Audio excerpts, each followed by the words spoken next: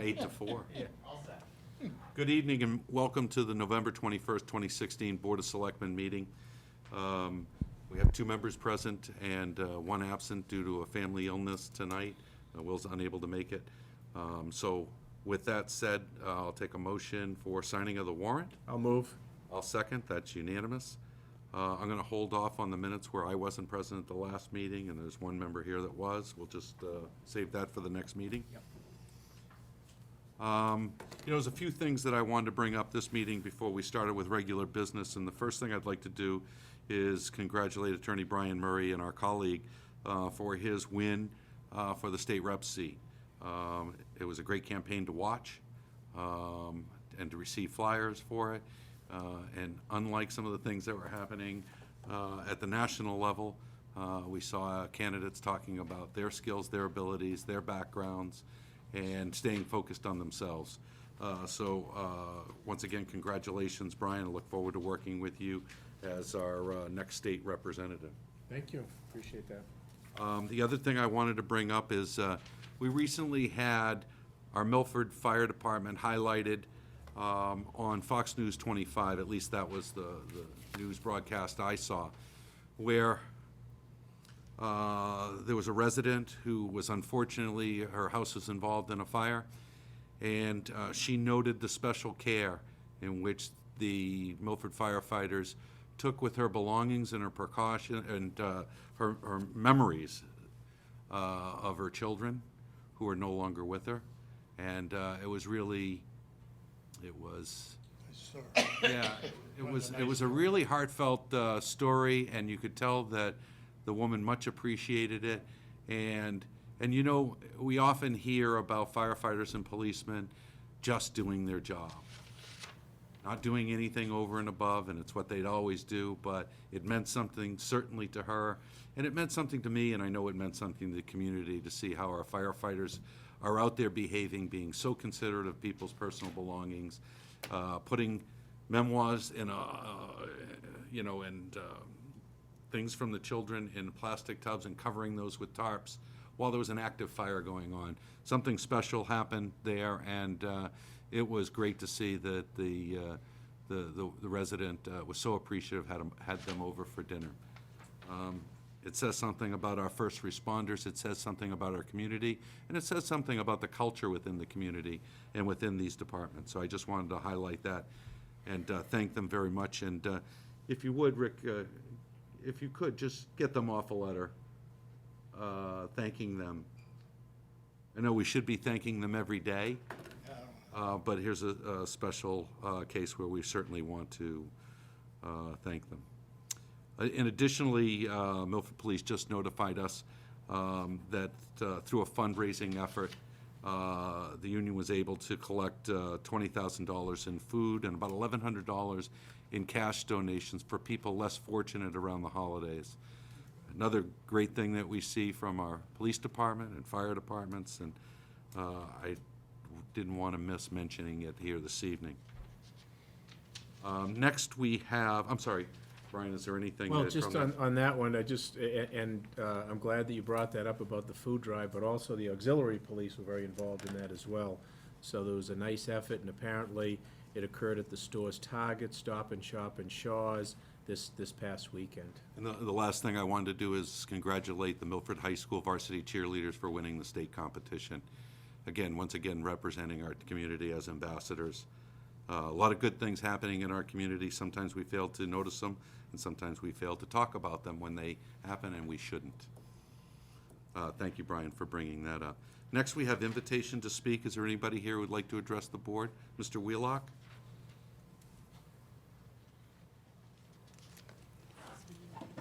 Hi there, Jamie Wheelock. It was refreshing to see another person at Invitation to Speak a few weeks ago and to see her being able to have a back and forth conversation with the Selectmen. I hope we can look forward to more of that. That was very nice. I went to the Conservation Commission 5 weeks ago to ask them some questions about the quarries, and they told me I couldn't speak to them unless I got on the agenda. So I called up and got on the agenda and came back last week. It turns out getting on the agenda and waiting a month didn't help Conservation Commission to be more prepared to answer my questions about the quarries. The chairman was unaware that the selectmen had talked about filling in the quarries and was unaware that the selectmen have posted the quarries as no trespassing, if you can believe that. I mentioned that it was covered in the newspaper for quite a while, and it's 2 years old news, and he said he doesn't read the paper, and I said, I don't read the paper voluntarily either, but if I don't read it, I don't know anything about what's happening in town. So, interestingly, the chairman either has a firm hold on the whole committee, or nobody else on the committee chose to speak about anything, because I only spoke with him for the duration of my questioning period. When Well, I that's asked- usually how it goes with governing boards for that matter, right? So just for your edification, anybody's edification who might be watching, that's exactly how government meetings are run. Anybody that wishes to engage the board, it does so through the chairman. Yes. And the chairman has a fair amount of latitude, but it's usually through the chairman. So I don't find that unusual at all.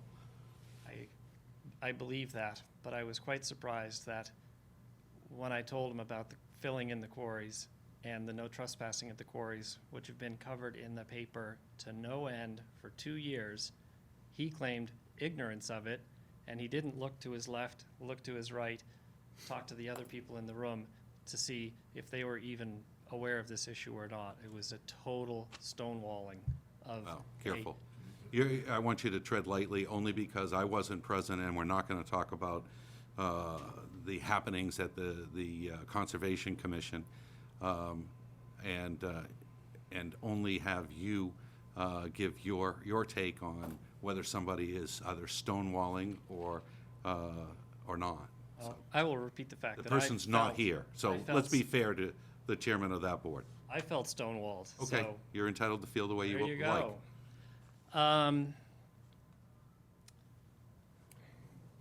Conservation Commission does a fine job managing the Wetlands Protection Act. Me and probably other people in town think that they could also be more involved in promoting open space in town. The chairman was quite clear that Milford's a little town and money is tight, and maybe some other committees in town could work on promoting trail use and stuff like that. And I let him know that, in fact, I thought Conservation Commission was well-suited to manage promoting conservation land in Milford.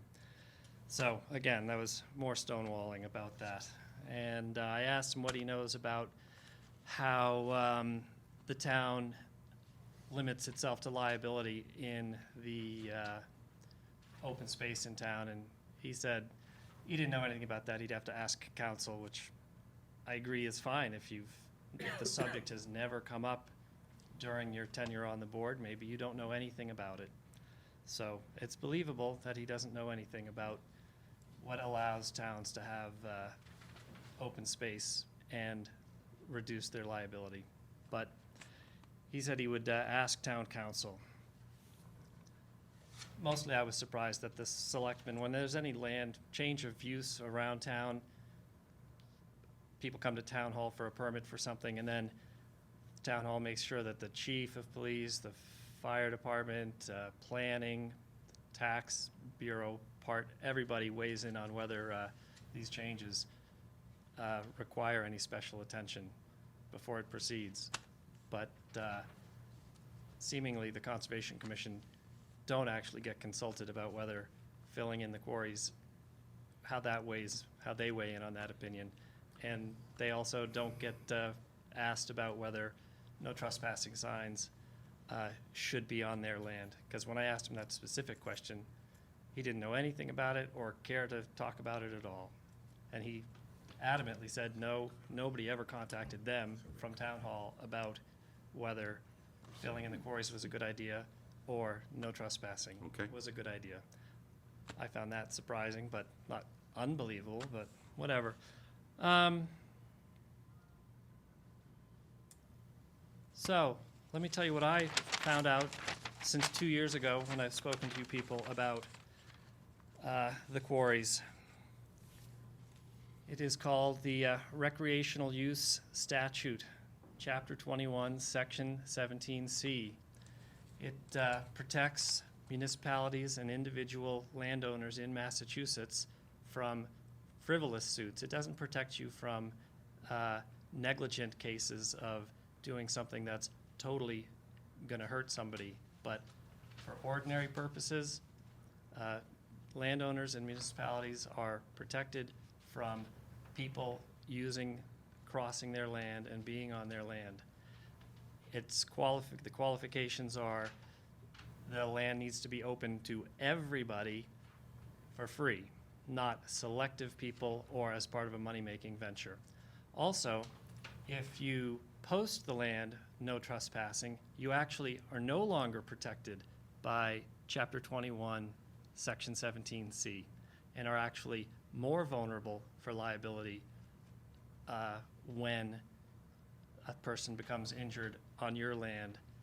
Mr. Wheelock, for the benefit of this discussion, I'm going to say that both you and I, not being attorneys, is probably not qualified to venture into the statutes and determine what our liabilities are or not. I can only tell you that we've talked extensively with multiple attorneys, one of them being the chief of police, who's also an attorney, but also town council. And our guidance comes from him. And while I appreciate a layman's view on the statutes and liabilities and negligence, I'm not sure if you went through any of the precedent-setting cases, but I have. I've seen them before. We've talked about them before at various times when attorneys come forward, the town council has come forward with a case against the town in which we deliberate on. But I'd tell you you're entitled to your opinion and even your interpretation of the law. But this board gets significant guidance from our town council. The reason I'm talking about it out loud right now is because I have talked about this for 2 years, asking for clarification on how it works, and have been met with silence on how other towns in Massachusetts cope with liability on their public lands, Okay. including swim at your own risk, which happens all across the state. Okay. And I would have loved to have had an actual lawyer's opinion about it from town hall, but that never came forward, so. Well, did you ever approach town council during the day, during the day when he's here? Because he certainly meets with residents. If you need clarification on his interpretation of those statutes and those laws, he's certainly been willing to provide that information information like that to other residents in the community. Right. I'd encourage you to call him. All right. Terrific. So, I think Conservation Commission is going to ask you guys about filling in the quarries and the no trespassing, maybe, but of course they serve at your will. They're appointed by you guys, and I don't know how much they care to challenge those 2 points. But I guess I'll find out in a month or more if they get any answers to the questions I asked them. Okay? All right, thanks. Thank you. Thank you, Mr. Wheelock. Next, we have scheduled appointments and public hearings. We have tax classification hearing scheduled for this evening. So please come forward. Jen, I just asked you to introduce everybody here. Sure. Most of us, I'm sure, all know the names of individuals, but for the benefit of everybody at home. Joe and Joe. Joe and Joe. So, Joe squared. I'm Jennifer Sklar. I'm the assessor administrator, and here tonight is my assistant Liz, and both of our board members, Joe Arcudi and Joe Nero. Joe Welcome. Nero's our chair. And tonight, we have prepared just a brief presentation. It seems like a lot of information. I hope you guys got it ahead of time in did. your packets. We did. And just kind of go through, if not, for the public's benefit as well, some of the statistics within and I'll just get going on it, and if you have any questions, certainly please feel free to stop me, and I'll do my best to explain away. So this is our fiscal 2017 classification hearing.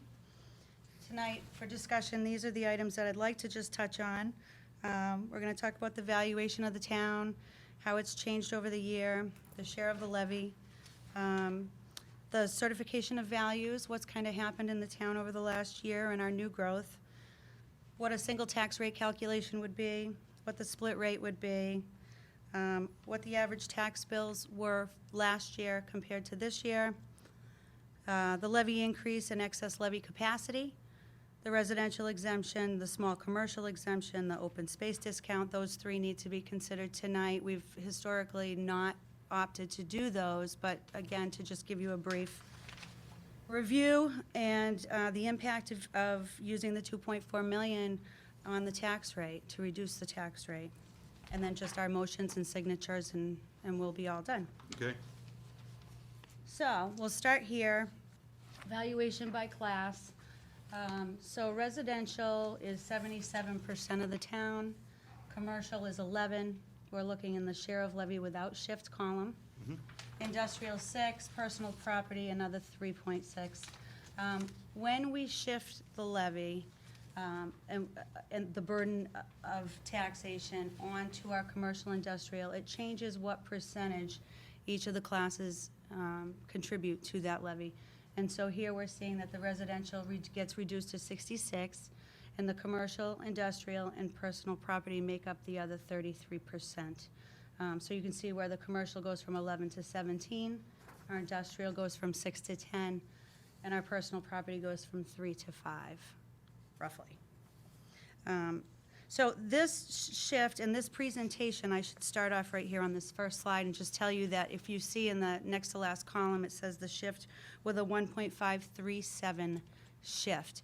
That is the recommendation that was discussed amongst the financial team and we can get into why they came up with that percentage, is how we wanted to present the information to you.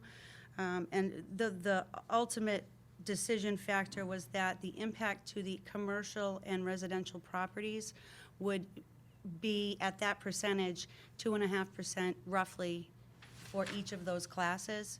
So the shift was going to make the impact as a percentage of tax increase equal among those two classes of property. So that was the basis for using the 1.537. So these numbers, and there are other numbers in here for you to consider, but those numbers are the ones that are being presented throughout. And Jennifer, when you talk about the financial team, who exactly are we talking about? So Paul Abendanza and Zach and myself sat down and discussed. I mean, I don't think we're a formal team, but I think of us as one. So we sat down and discussed what I'm those just options curious. would be. Yeah. Okay. Yep. So our value changes. Thank you. 2016, our average single-family home was $275,000. Okay. 2017, $289,000. So if you'll notice as we go down the list, and I've given you a bunch of residential options, single-family, condominiums, 2 families, 3 families, apartments, those are all considered Class 1 residential properties. They all get the residential tax rate. They all went up between 4% and 7%. Vacant land didn't really do anything at all. Commercial land and industrial also did not do anything at all. So all of our increases to our assessed value for the town in this fiscal year are in the residential class. And that's why the shift is being presented, going a little bit more towards the commercial, because the value increases were on the residential side. Okay. So certification and new growth. Fiscal 17 was an interim year for us. Last year was our reval. Residential values increased 5% on average. C&I remained the same. The 2015 market conditions are what we use to determine our 2017 assessments. We're looking at sales of properties, rents on commercial property, expenses on commercial property. And some of our noteworthy construction over this past fiscal year were 17 new single-family homes, 33 condo units new, and some new commercial buildings, a dental office, a medical office, an auto parts store. We had 40 new personal property accounts. Those are just our businesses in town. And 6 million in utility growth, which is up from last year as well. Can you talk about what that 6 million in utility So the growth is? 6 million in utility growth would be your National Grids, your Mass Electric, your Comgas, any of those types of services that are here. Can't remember the name of the gas company. Help me out. It's National Grid. Is it National Grid? It is in this Thank town. you. So all of those are your utilities that we're talking about. You have your wireless communications, you have your telephone companies. All of that growth is in this utility number here. The pipeline, anything like that will be in there. Single tax rate, if we were to not shift at all, we keep everybody on the same level playing field as far as the levy is concerned, the tax rate would be $19.80 per thousand of value. Your average single-family tax bill would be $5,700. Your average commercial bill would be $15,008. And of course, we haven't done that here for a while, so we want to look next to the next slide, which is and I know it's very small, and I apologize for that. There's a lot of information there. Hopefully in your slot, you could read it better on your copies. But basically what we're doing here is the top half of this page is our residential information and the bottom half is our commercial information. So the yellow highlighted values are our average values in those classes. So up at the top, we have 289 as our average single family. So that whole top area is talking about what the rate impact, tax impact would be as we shift within these different percentages. And the bottom half would be all different value buckets for commercial properties with those same shifts. So the first green bar along the top, that's the shift that you had last year. That's your 1.48, okay? So if we look at the 1.48 and we come down a couple of bars to our orange bar, that's the 1537 that we're presenting to you tonight. And what that tax change would be as we shift amongst these different percentages in 1% increments. So to get to the 1.537, if we go to our average column with the yellow highlight, we can see that the average tax bill would be $4,863 for a residential single family, which would be $92 more. If we looked at what it would be if we remained at the 148, it would be $4,955. So the savings by going to this shift for a residential property is the $92. And so these percentages, and each increment goes up another chunk. So now on the commercial, which is the reverse effect, we go down below and we say an average commercial property is $800,000. With the 148 shift from last year, their taxes would be $23,400. With the shift at 1537, their taxes would be $24,381.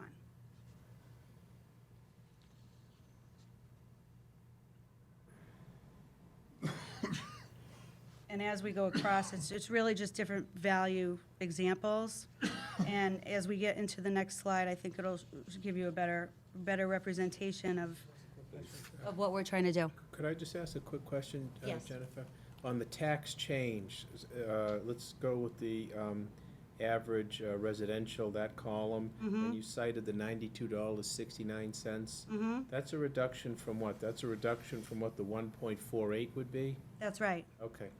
So that 92 is the difference between 495577 and the 486309? Yep. Okay.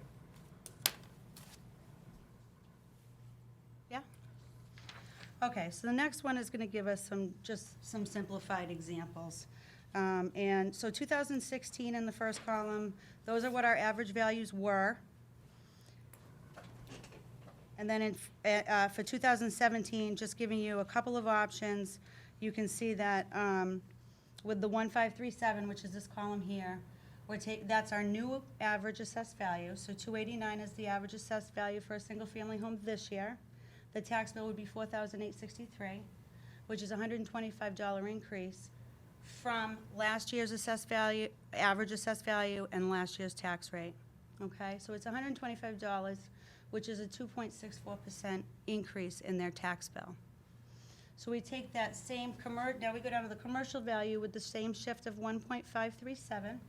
The average value this year is actually 8015, down very slightly.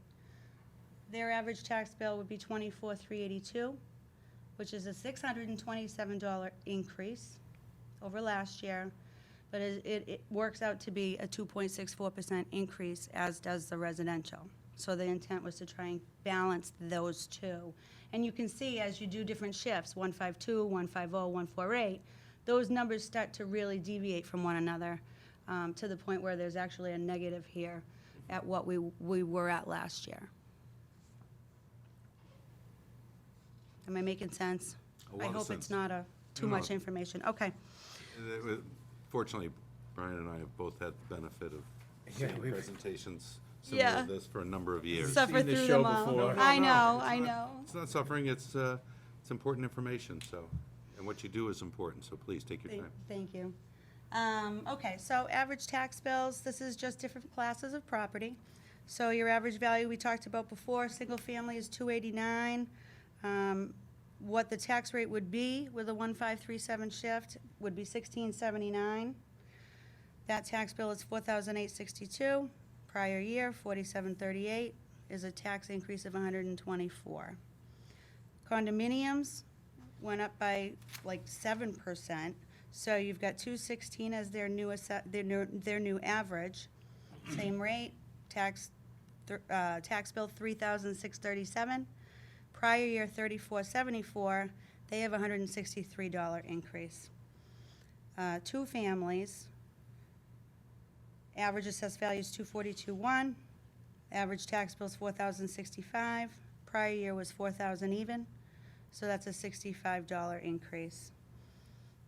Three families, 265.5 is their average value, 44.58 is their tax bill, they're up $127. Commercial, again, average 801.5 for an assessed value, 24,382 versus the 23,007, $628 increase. And again, here you can see, if you look at the top line and this line, we've got that 2.6 balance between the two tax impacts. And the industrial, 1.2 million, 36,800 is their tax bill this year on average. That's a $1,367 increase, and it's a 3.85% increase overall. So their percentage is a little bit higher. And this is just kind of a summary. The total taxable value of the town, we've got $3,136,949,133. The value in the prior year was the $3,007,636,160.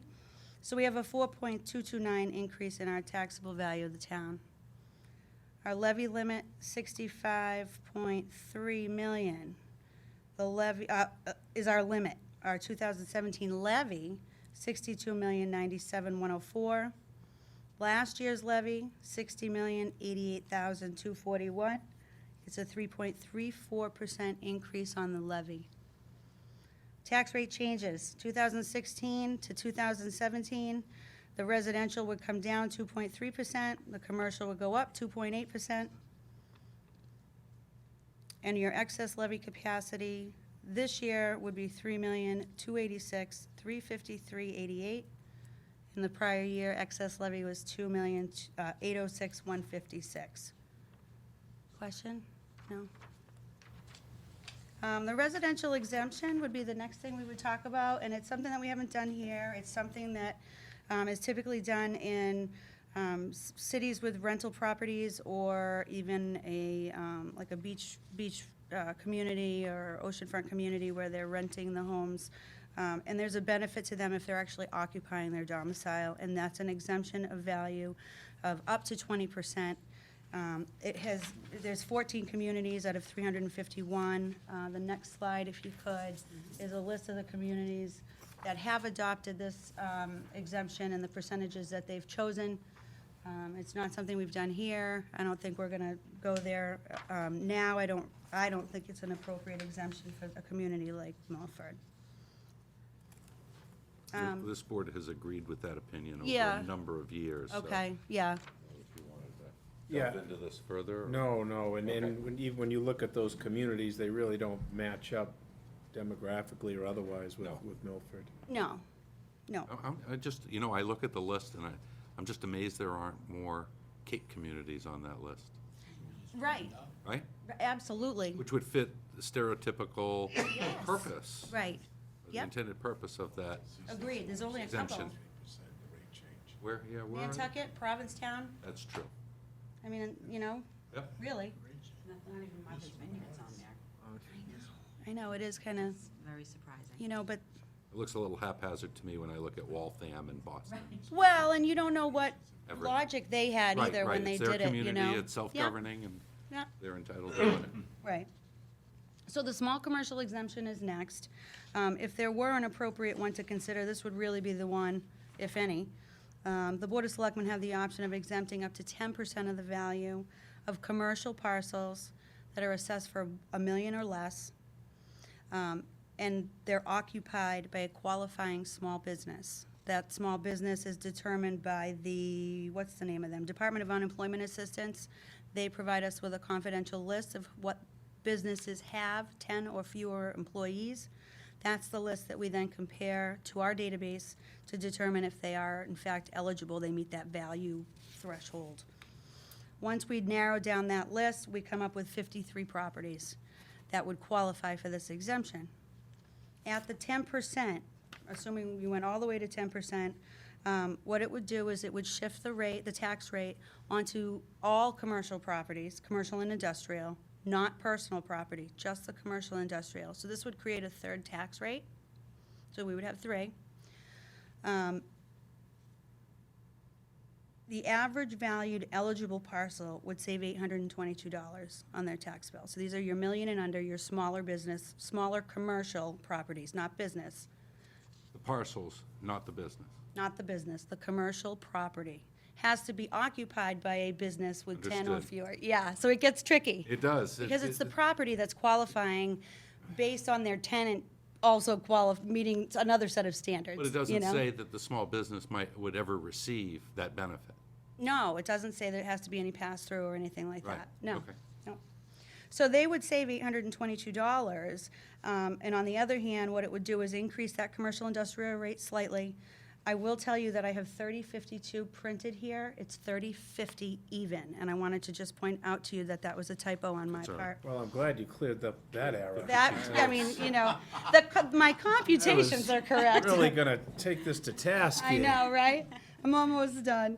But my numbers are correct as far as the tax increase. So all of your other commercial industrial properties would pay an additional $64 on the commercial side and $97 on the industrial side if you granted this exemption and shifted onto those other properties.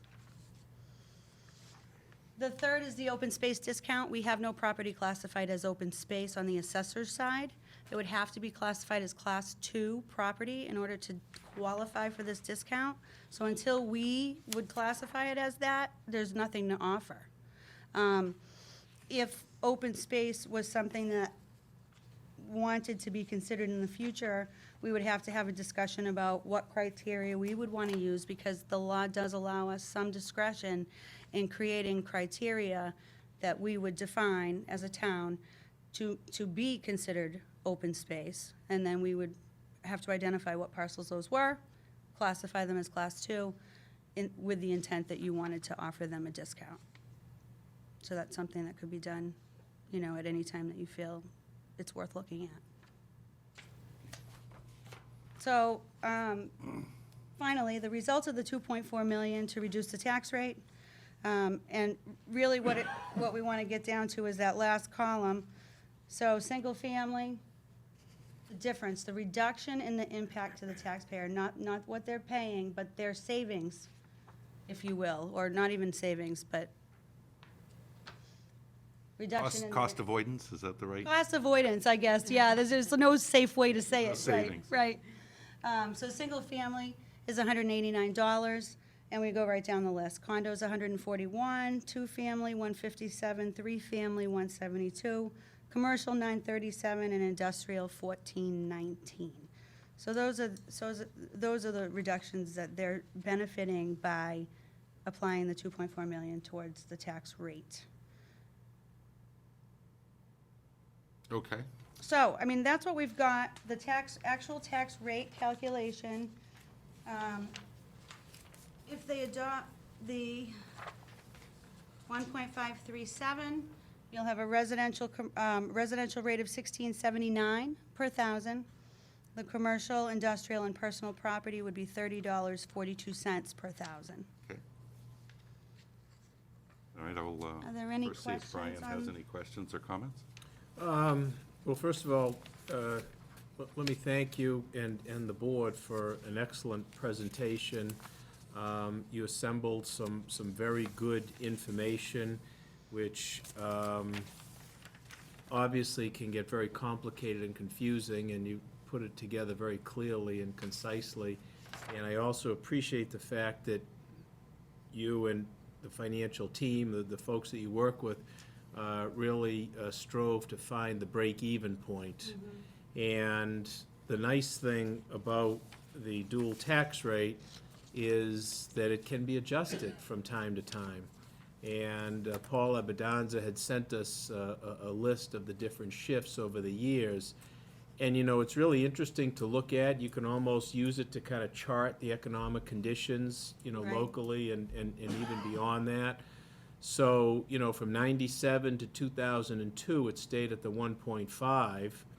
And then from 03 to 05, it went up to the 1.58. In 06 and 07, it went up to 1.6. 08 to 2010, back down to 1.5. And since 2011, it stayed at the 1.48. So I think that's a very interesting history. Right. And it also shows, I think, a proactive approach from both the Board of Assessors and the Board of Selectmen, even, you know, past boards, to really use this tool to adjust the tax burden upon the residents and the business owners as evenly and fairly as possible. So I appreciate the care that was taken to arrive at the 1.537, to really show the break-even point where the tax burden would be fairly imposed upon the residents and the business owners. And I think it is time, you know, to adjust, to try to accommodate the dynamic that's occurring where the increase in the residential values is outstripping the increase in the commercial values. Yeah. So you know, and of course, the good news is that residential values have increased fairly significantly, because for so long, people's residential values were flat. Right. And I think that was, you know, just kind of a hangover from the economic downturn of 08 that just lasted for so long. But I know real estate is quite active now, particularly residential. That's good news. Bad news is taxes get increased, but I think, again, by using this tool, you can place that burden fairly upon between the two classes. The other item I just wanted to point out, because it's good that you know, on one of your later slides, you talked about the result of $2.4 million to reduce the tax rate. But it's really more than that when you take into account the Levy. actual excess levy, which I think would be about $800,000. So if we did nothing with the 2.4, your excess levy would be about $800,000. But now with that, it brings it to, was it about 3.2? Right. So, you know, that, I think, shows some responsibility and restraint in town government in terms of spending. And that also is a great benefit to the taxpayers. Absolutely. I think that's about all I have at this point, Mr. Chairman. I don't have any real questions. The presentation was very clear, I thought. No, the thing that it does, and I appreciate, I want to echo the comments made earlier, that, you know, there's a great deal of work that goes into the number of slides that you went through. And I know some people may feel that it's dry, but it does a few things for me. one, it shows where we are, right? Yep. It's always, it's nice to look at a map, and whether it be in spreadsheet form or wherever, that says, here's where you are today, here's where you would be, and here's ways to offset those burdens. So I look at what you've provided as thoughtful. I view it frankly as very concise and easy to read. And that's not a small task, given the information you're working with. You know, there's another way that I see this too, in that it talks to our strong financial success as a community. Brian pointed out some of the things when we talk about excess levy capacity, returning money, what that could be without that. But I want to make sure we're not just talking in the mirror, right? Mm-hmm. Talking to ourselves. Mm-hmm. Taxes go up as a function of pension liabilities, insurance increases, and the decisions the town meeting makes upstairs. Deciding what services it's going to provide, what schools it's going to rebuild, what youth center or whatever. And so this is a way, you presented a way in which the burden doesn't have to be borne exclusively by one rate-paying classification. And it's really an attempt to spread it a little bit like butter and to say, hey, if we can normalize this a little bit, no one classification is going to feel the brunt of it at any given time when commercial market is down, residential is up, or vice versa. So I appreciate it. It's thoughtful. Hopefully, this presentation you'll save, because I'm sure that you have visitors that come to see you and ask how we get here. Yep. It's a good study. Unless you're in your business or been doing this 12 and 15 years respectively, like we have, it becomes harder to explain, but I appreciate everything, and thank you very much to the board. With that, I'll accept motions. There are 4 that need to be made. Okay, Mr. Chairman, I would move that we maintain the dual tax rate and set that rate at the 1.537. Okay, I'll second that motion. That's unanimous. I move that we do not grant a residential exception. I'll second that, and that's unanimous. I also move to not grant a small commercial exception. I'll second that. That's unanimous.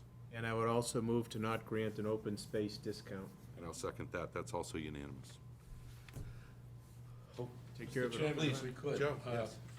both Mr. Durham and myself would like to go on record in thanking Jen and Liz for the outstanding job that they did. It took a great deal of work for what they did and the presentation that they have made. And we get different things from different people around it. I've been to many states and listened to what they paid in taxes is incredible. What we get in the town of Milford is a pretty good deal. With the financial people that we have in charge, I think we're doing very well. Thank you. Thank you very much. Thank you. It does. It takes a lot of work by a lot of people. If I could ask you to sign it, the LA 5, that will be uploaded in, I just put some lines there for you. How many signatures do you need? Well, I anticipated all 3 members, so I Okay. put 3 lines, but I'll take 2. Take 2 out of 3.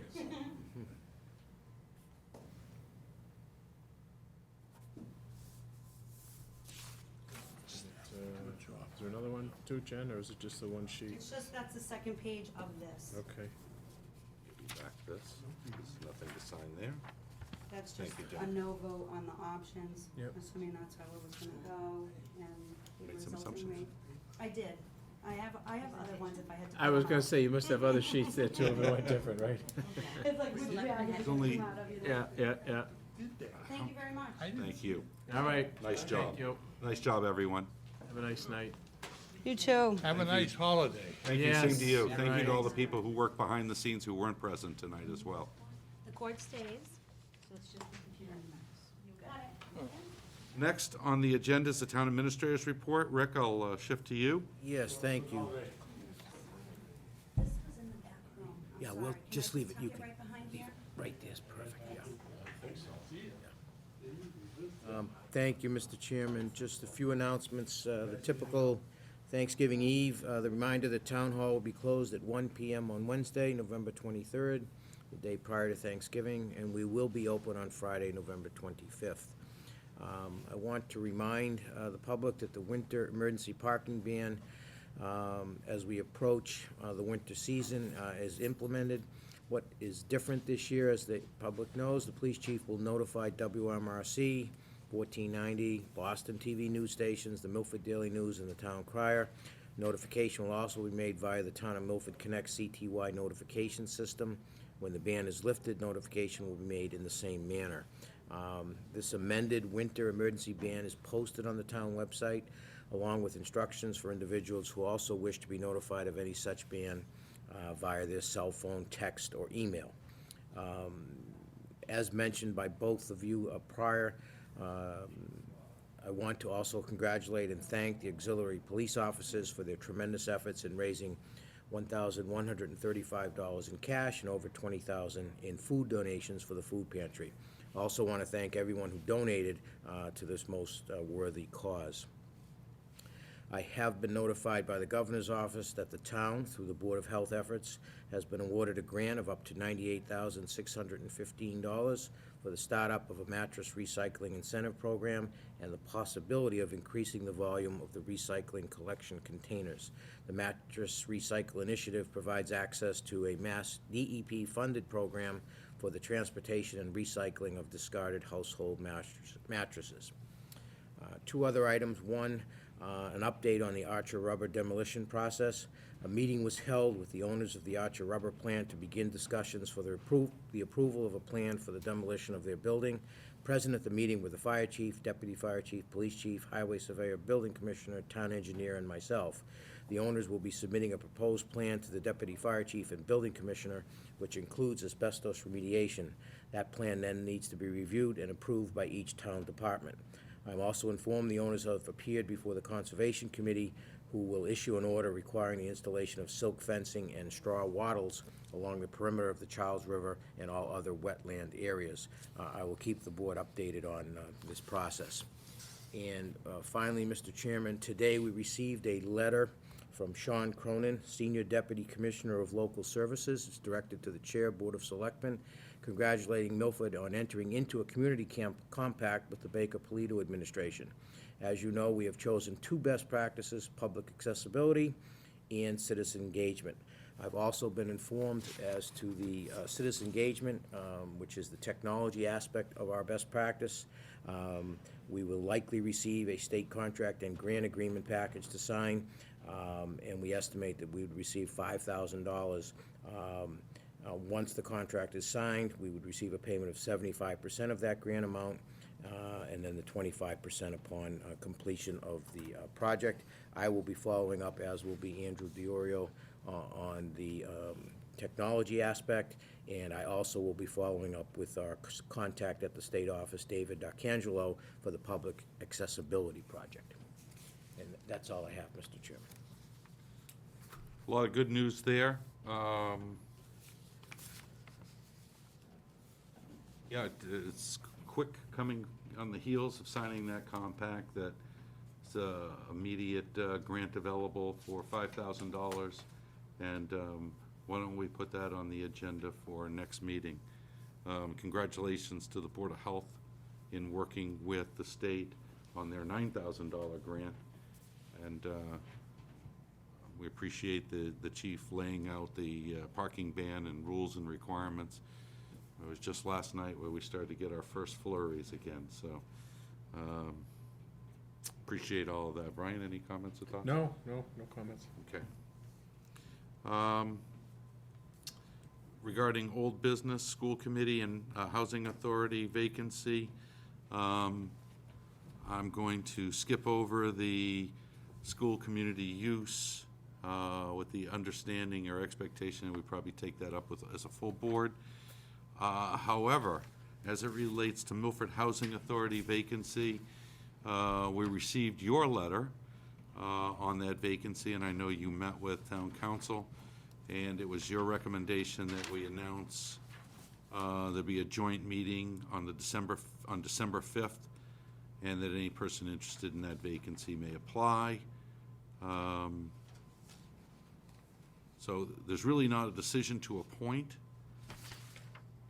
but it sounds as though Housing Authority has asked us to set a meeting.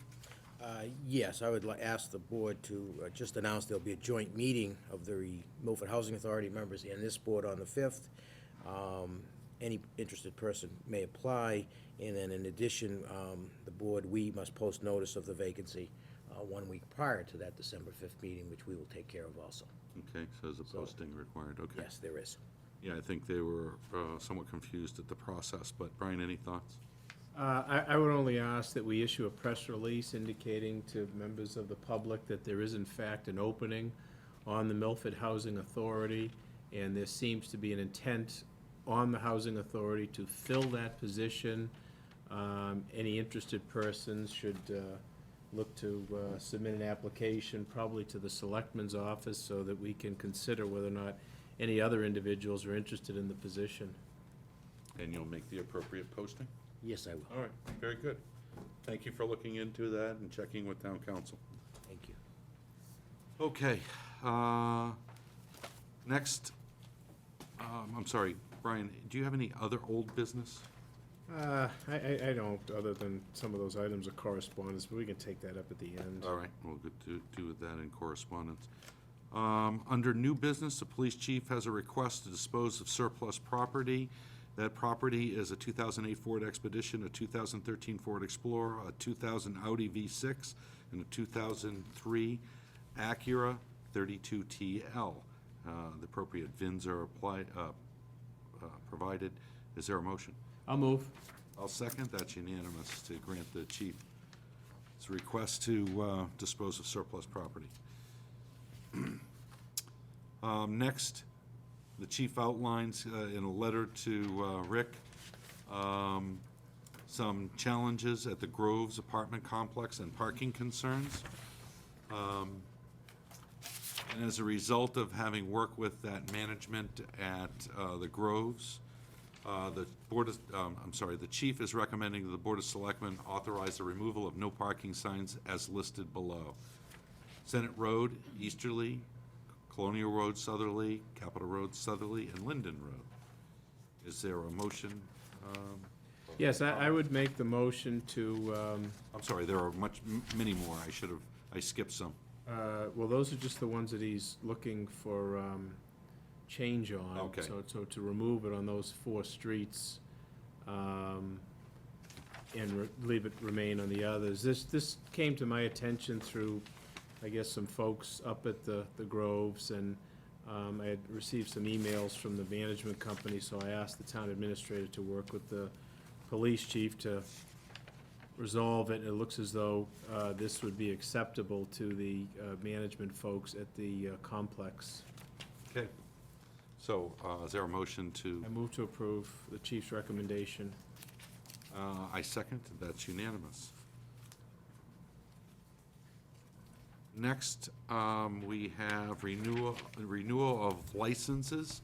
These licenses include automatic amusement, auctioneer, boarding, Class 1, Class 2 sales, Class 3, common vitular license, all alcoholic license, wine and malt licenses, along with cordials, entertainment licenses, fortune teller, where there is one, retail package stores, all alcoholic, in addition to those, wine and malt, an application for extension of serving hours on New Year's Eve. I'd like to take these as a bundle, and if we can do that, we'll try that and go from there. Okay, I would move to approve the 2017 license renewals as indicated on the 5-page memorandum that we received in our package, with the provision that any license holder in which taxes are owed, the license renewal would be subject to bringing those taxes current or working out a payment plan with the tax collector's office. I'll second that motion. And happy that I didn't get the opportunity to torture a few of these names. So that is unanimous. Of course, we could have had Rick read it. And I could have done that. Okay. Thank you, Brian. Water Street Meat Market, they've requested a 1-hour extension in their license. Is there? I'll move to approve. I'll second, that's unanimous. Next, we have Milford High Booster Club, permit to obstruct for a 5K road race, beginning and ending at Milford High School on 11/24/16. Motion made to approve. I'll second, that's unanimous. Next, we have a permit to obstruct, and this is for 61 Exchange Street for Claro Construction Corporation, I'll move to approve. and the chief has approved that as well. Next, F7, we have Milford Youth Center fundraiser via Canning, 11/23, 11/25, 11/27, 12/3, and I'm gonna guess 12/4, at the Santa Parade location, Dunkin' Donuts, Honeydew, Oliva's, Liquor World, Big Y, and Stop and Shop, and the chief has approved those locations as well, deeming them safe. And this is for the Milford Youth Cheering Group. Yes, Milford Youth Cheering. Cheering Sorry, I group, just so- said Milford Youth. Yeah, I would move to approve. I would also second that. That's unanimous. Any new business, Brian? No, I don't have any new business. All right, next, we've been informed by the chairman of the IDC that Dan Gregory had provided a resignation. If we could just get a copy of that resignation from Rob, that would be helpful. And that's effective immediately. We want to review and communicate outward our need to backfill Yes. on the IDC. We have a couple of appointments we've got to begin to consider on the IDC, with Rob leaving at the first of the year as well. And obviously, we take that resignation with regret. Wish Mr. Gregory well. Next, we have Police Chief Annual License Establishment Activity Reports. These are the ones we receive on a quarterly basis. These are, many of which are not new to us because we've seen them since they were first provided in January, giving us an overview of the police activity at licensed establishments. Brian, any comments or thoughts? No, this was in relation to the renewal of licenses. That's why the chief brought it to the November 14th, so the last time we saw was through September 30th. Right. And as I looked at it, I didn't find anything that would cause me to change the vote on renewing a particular license. Me either. But it always is, I always read that with great interest, and it's great that the police chief provides that and keeps us updated on that as well. I had asked Rick to put this on the agenda. The Department of Inspections, via the building commissioner, has communicated to us that in consult with the town council and the learning experience that various residential properties are having in understanding the new limitations set forth at town meeting regarding signs, it's the building commissioner's recommendation, also having sought the advice of council, that we delay full enforcement of the limitations of signs related to one-time events until January 1st. And his last sentence is, before he undertakes that, he's looking for this board's agreement with that, or adjustment or thoughts. And I thought he was entitled to a response to this. To me, this seems reasonable. It seems thoughtful. And it also gives the residents an opportunity to begin to educate and understand our process. I think it's, I think it's fine, but I think it's important to note also that he is indicating that other limitations with the bylaws, such as size, height, will continue to be enforced. Right, so there are aspects that are going to enforce, but there are pieces of it that, it's actually not a full delayed implementation. He's still working with people to let them know what is and or isn't. That's It's correct. not like a complete stopping of communication with people who have signs.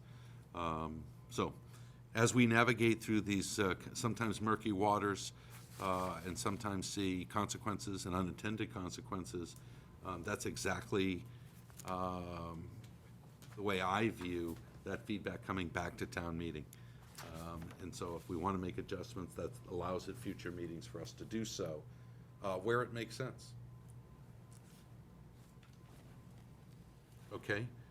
Next, we have in correspondence, we actually have correspondence from Attorney Murray regarding resignation of Selectman. Brian, I'll turn that over to you.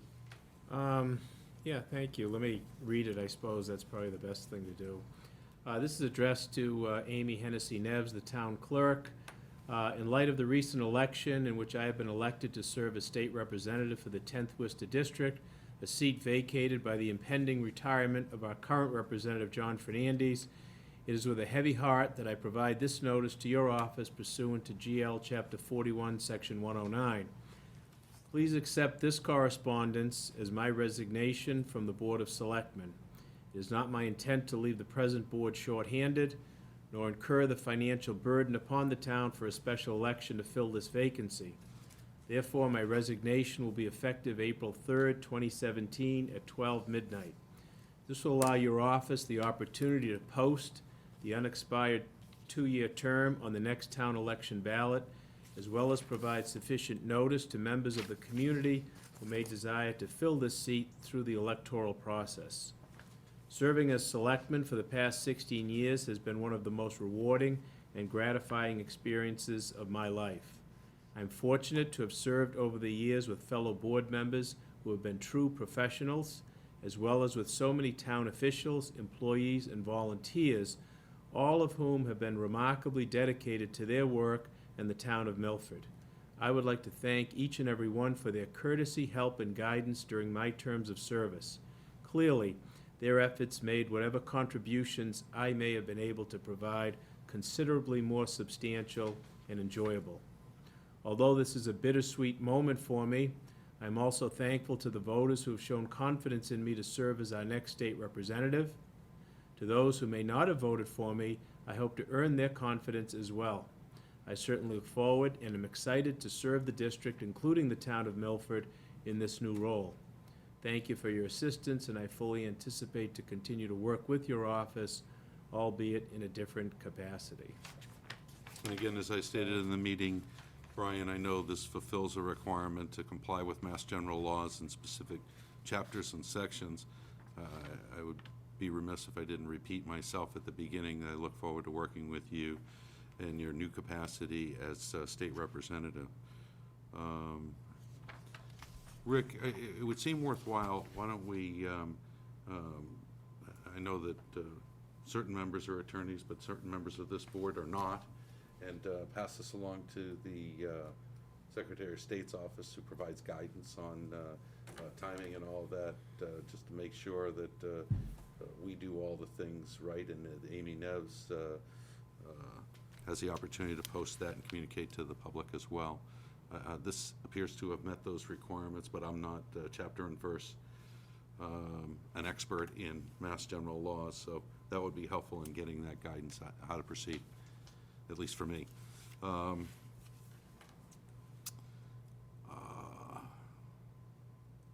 Brian, you had indicated, oh, I'm sorry, I did want to go through a piece of correspondence that was here from the citizens of Milford. I know this board members were able to attend the Citizens from Milford dedication ceremony, Field of Flags at Draper Memorial Park. And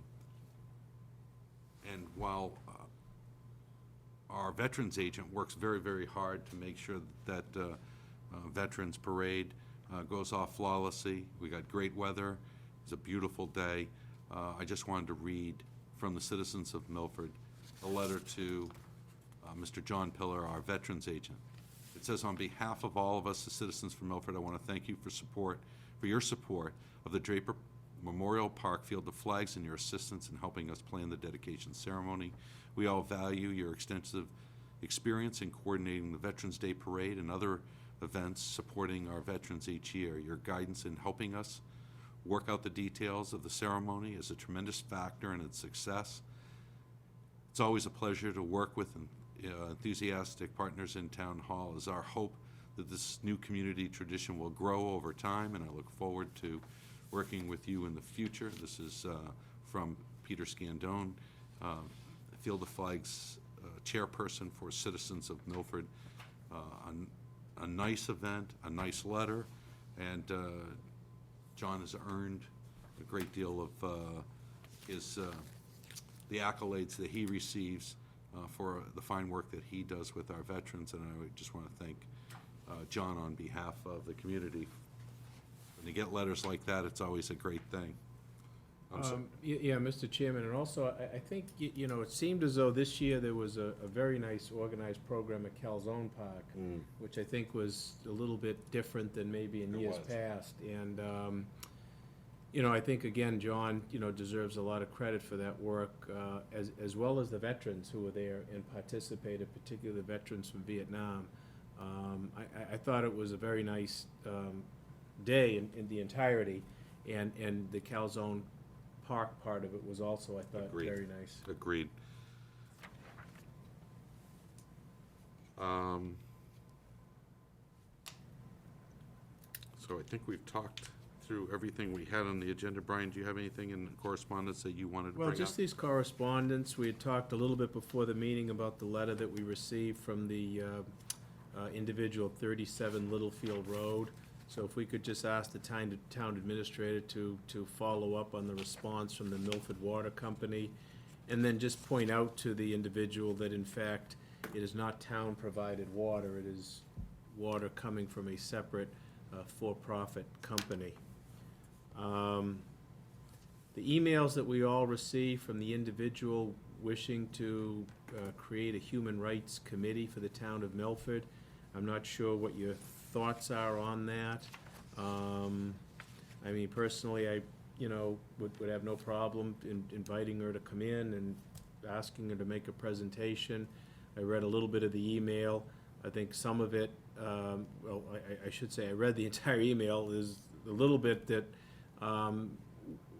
was a little bit concerning to me in terms of this proposed committee responding to instances of prejudice and utilize available appropriate town resources.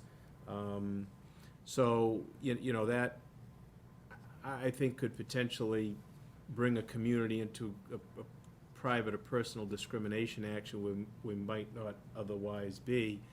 But, I mean, some of the other thoughts that are expressed, I think, is nice in terms of planning programs and activities that celebrate various cultural groups. So, I mean, I don't know, Mr. Chairman, what you wanted to do on it, but I mean, I would have no problem having the person in if that would be the desire of the committee, just to get some more ideas or thoughts as to what she's thinking about and get a little clearer picture of what the mission might be. Yeah, honestly, my initial response was it was a solution in search of a problem. And so it wasn't clear. I wasn't initially copied on the email, but it subsequently received it from Rick. Yeah, why don't we ask that the town administrator reach out to the individual and let them know that at each meeting we have an invitation to speak. I'm not sure placing her on the agenda at this point because I just don't see enough substance. You know, I think about the cultural activities this community has, the fairs, church events, Portuguese picnic, celebrating different nationalities, groups, Plains reunion for Italians, the You know, there are a variety of different things that this community has done a great job in celebrating its diversity. I also, you know, I'm not sure that we may suffer from some of what other communities suffer from in terms of people who are maybe reluctant to reach out to the police department. If there were in fact human rights or civil rights abuses. I know that the police chief works closely with various religious groups, churches, and other groups to make sure that's not the case, and in fact, anecdotally will provide you or anybody with data or detail regarding people that can and have come forward with information. Again, I'll end where I started. I think this is a solution in search of a problem, but certainly, as with any citizen who has the right to come before this board, with or without an agenda item, she has the ability to speak and would like to, if she'd like to clarify her position. Maybe we're missing something from the email, because it wasn't really clear the problem we were solving. But that said, is there anything else, Brian? Well, we had Jerry's memo on the potential HR department, and of course, we've got some vacancies on the personnel board, so Yeah. hopefully we can do that in a future Right. agenda We have a full item. board. I have asked Rick to bring these forward on the next agenda. Yes, they will be. And then Jerry also gave us, I thought, an excellent memo about possible town action under the recent marijuana legislation. So, you know, this is about a year out Yeah, at least. yeah. There's plenty of time, I think, to think about it, but it is interesting that a portion of that citizens' initiative does call for local, or does provide, I should say, for some local control, whether it's limiting the establishments or maybe prohibiting it. So I think it's just something that, you know, the board might want to consider going forward, taking a closer look at, to see if in fact there are some